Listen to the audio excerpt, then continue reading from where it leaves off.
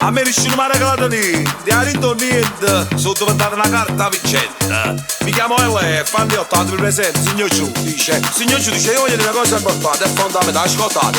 Io non sono un pazzo, perché se a 30 pazzi ci vogliono un manicomio a tutte e due.